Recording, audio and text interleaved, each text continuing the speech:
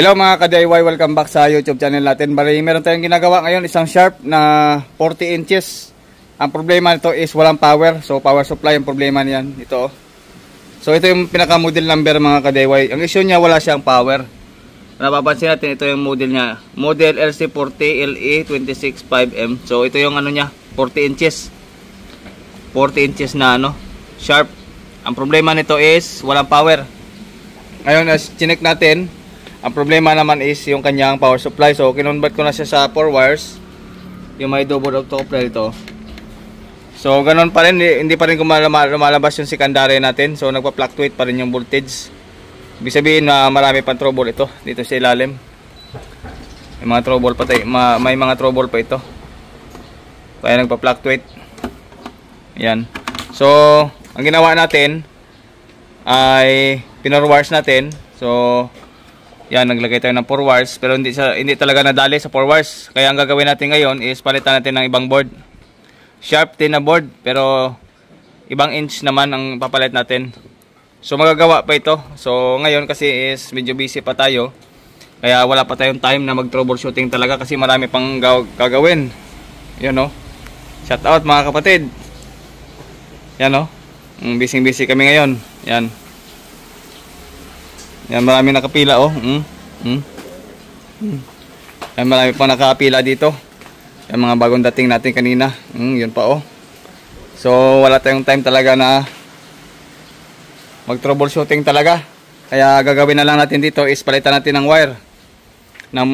Palitan natin ng panibagong board. So yun na lang ang gagawin natin para mas mabilis na troubleshooting at mabilis na repair. Yan, so mas mabuti pa yung isa yung nadali natin oh. Ito naman is 6 pin octocoupler, kinumbit natin sa dalawang sa 4 pins na octocoupler. So good siya ngayon, kakabit na lang mamaya. May mabuti pa yan na gawa natin ito. So hindi talaga nagawa. Kailangan i-troubleshooting na mabuti.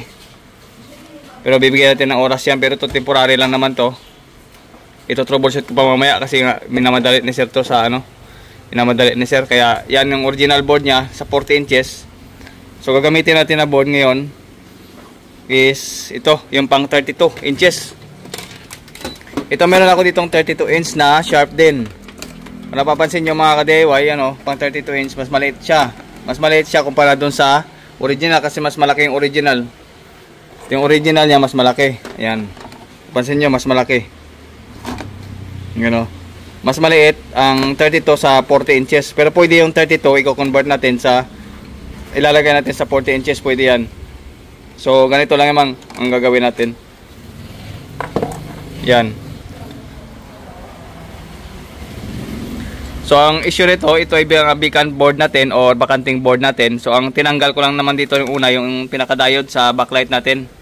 Kasi ni-replace natin sa Sharp din na pinagawa sa atin. So ginamit ko yung diode kasi nga wala akong diode ng pamalit dito sa sa Sharp, kaya tinanggalan ko na siya ng diode. Pero ito pa rin yung ipapalit ko na pamalit doon. Yan, bali ito yung pinaka mainboard nyo. Ito yung mainboard, yung may dual button na 40 inches. Ito naman yung mainboard nitong isa. Yan, kung napapansin nyo, wala siyang button dito. Ayan, bali single button lang ito lang oh. Yan, ito lang yung button ng mainboard ng 32 inches. So ang papalit natin is 32 power supply from 40 inches to 32 inches na power supply. So parehas lang naman kasing connection yan ng papuntang mainboard ito. Itong wire ng papuntang mainboard ito. Yan, papuntang mainboard yan.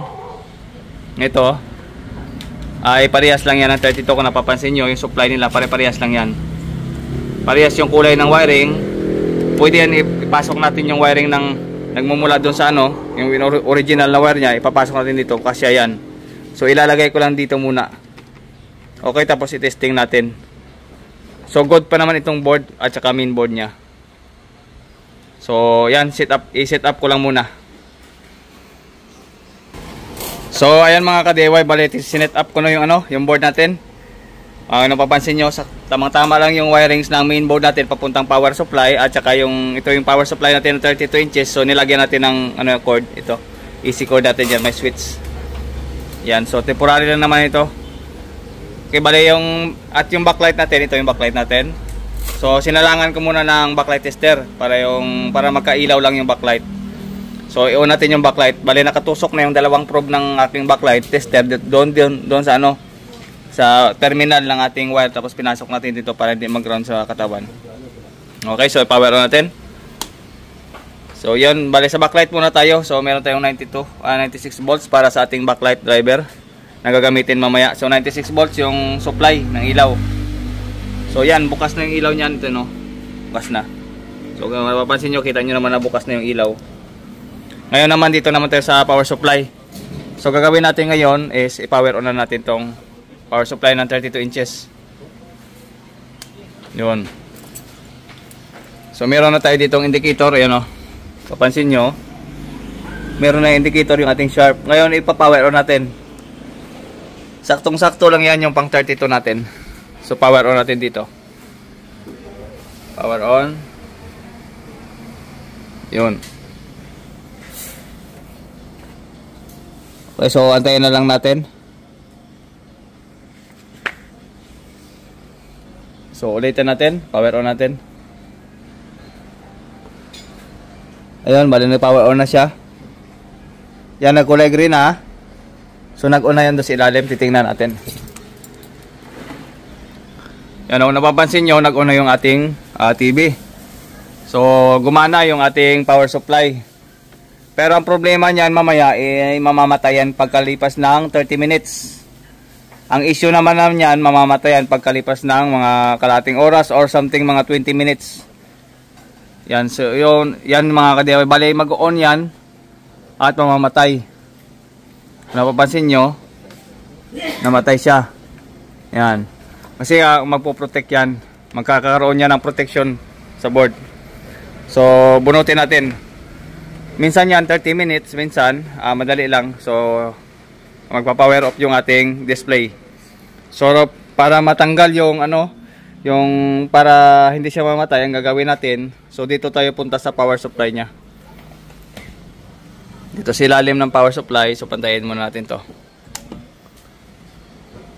Yan, dito tayo sa ilalim ng power supply niya. Okay, so kung napapansin nyo, ito yung cable galing sa main board papunta rito. Ihahang natin yung pin number 10. Sa pin number 10 magkakaroon tayo ng hang ito para matanggal yung protection, kasi madidetect ng mainboard yan. So magpo-protect yan yung ating system. Bali ito yung pin number 1, yan may nakalagay na 1 at nakalagay naman dito is 13. Yan, 1 at saka 13. So 13 pins yan, 1, 2, 3, 4, 5, 6, 7, 8, 9, 10, 11, 12, 13. So 13 pin. So gagawin natin is ihang natin to, ang pin number 10. Yan, pin number 10, magkakaroon tayo ng hang dyan. Ihang natin to or dito sa wire. Yung wire natin dito, bilangin natin yan dito sa ilalim yung wire. Pin number 10, tapos i-connect natin dito sa ground. Sa ground ito, ground. Kakat na lang natin yung wire dyan, i-connect sa dito. Para matanggal ang protection ng mainboard. Para hindi ma-detect ng mainboard. Kasi mamamatay, kagaya kanina, namatay yung display natin. So yun na yun. Isa na yun sa mamamatay siya. Kasi na-detect niya na may problema yung ating backlight. Kasi wala siyang backlight. Walang nakakabit na backlight. Para ma-disable yun, so yun ang gagawing step. So kapag magkaroon ng mamaya, problema sa error, so saka tayo mag-reset para sa kanyang manual reset sa kanyang EEPROM sa program natin. Nagamit tayo ng dalawang button para sa pag-reset. Pero yung unang step na gagawin natin, tatanggalin natin yung protection nito, ang wire. Ididikit natin sa ground, yung pin number 10. Okay, so ikakat ko lang para makita nyo mamaya. Okay, so balik tayo dito. So dito tayo sa ground. Kanina, yan o. Kiniskis natin yung ground. Kahit saan dyan, kumuha kayo ng ground kasi ito yung malapit na ground. Or ito, ground din ito. So dito ko siya inilagay yung pin number 10 natin. So na-connect natin sa ground. So ito yun, no, nakaputol na yung isa. Yan, pinutol na natin yung isa. Papansin nyo, yan o. Yan, kung bilangin natin sa pin number 10 yan. Okay, so tandaan nyo lang yung ginagawa natin. Yan. Tapos para hindi ma-detect na ating mainboard. So kapag detect kasi ng mainboard natin, mag-shutdown yan yung sharp. So ganun yung sharp, medyo mahirap to kapag hindi natin alam. So kaya nga may mga ganitong video para magkaroon din ng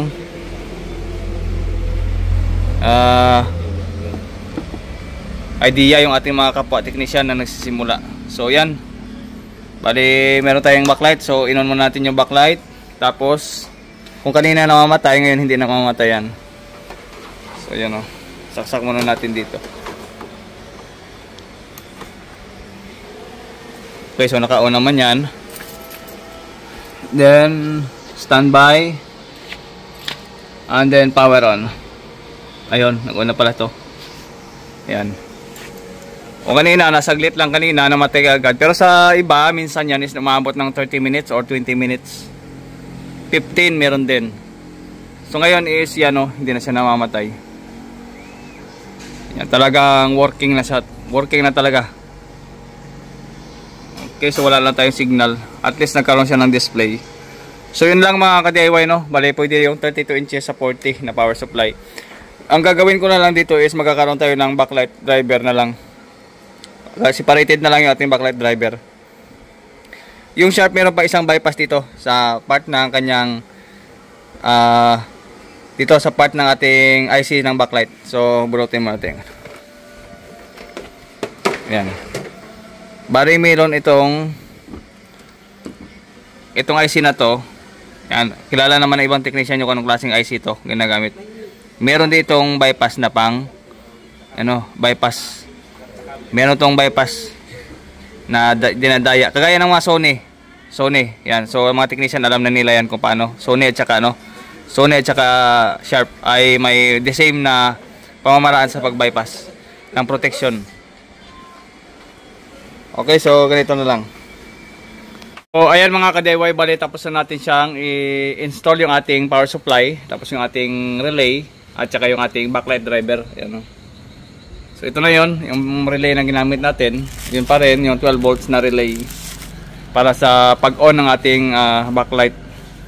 So saksak muna natin, so yan wiring natin. Yan, so saksak natin dito. Tingnan na natin sa ilalim dito.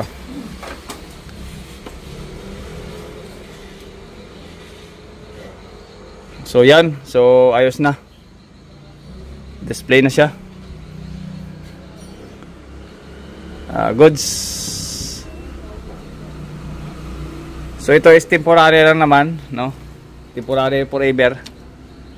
Yan, yan. So ito yung AC natin. Dito na kumuha ng AC papunta dito sa relay natin. So marami na akong video dito kung paano set up ng backlight driver dito sa ating sa mga backlight driver natin. Yan, napakaliit lang ng backlight drive na ginamit natin. Relay. Yun lang. At saka yung connection natin sa panel. Ito kumuha ko ng 12 volts dito sa panel. At saka yung ground natin. Para sa on ng ating relay. Tapos ito naman yung connection papunta sa ating AC. Yan, itong dalawa. Yan, pa-supply yan papunta dito sa ating backlight driver.